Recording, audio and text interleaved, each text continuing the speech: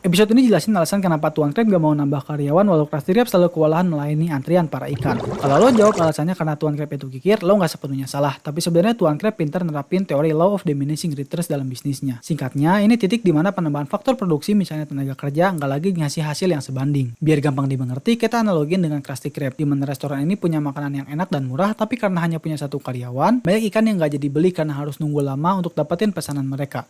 Akibatnya, keuntungan Krusty Krab hanya sebesar $2.000 per bulan aja. Akhirnya Tuan Crab mutusin buat mempekerjakan SpongeBob. Biarpun Tuan Crab harus membayar tambahan untuk karyawan, tapi sekarang Krusty Krab jadi lebih efisien. Dan laba meningkat, serta cukup untuk memenuhi gaji karyawan. Akhirnya Tuan Crab punya keuntungan sebesar $6.000 per bulan. Karena mikir dengan nambah karyawan, Tuan Crab bisa dapetin banyak keuntungan, akhirnya Tuan Crab nambah satu karyawan lagi. Tapi ternyata keuntungannya hanya naik $500 atau sekitar $6.500 per bulan. Nah, karena suka dengan kenaikan ini, akhirnya Tuan Crab nambah satu karyawan lagi, tapi ternyata keuntungannya malah berkurang jadi $4.000 per bulan aja. Seperti yang dilihat, menambah karyawan keempat tidaklah sepadan, karena pada titik tertentu, pekerjaan yang harus dikerjakan sudah terpenuhi, sehingga hasilnya Tuan Crab harus membayar lebih mahal untuk pekerjaan yang seharusnya bisa dikerjakan oleh karyawan yang ada. Dan solusinya, Tuan Crab harus memberhentikan salah satu karyawan atau memperbesar restorannya. Semoga mudah dimengerti, sekian dan terima kasih. Jangan lupa follow untuk konten ekonomi animasi menarik lainnya.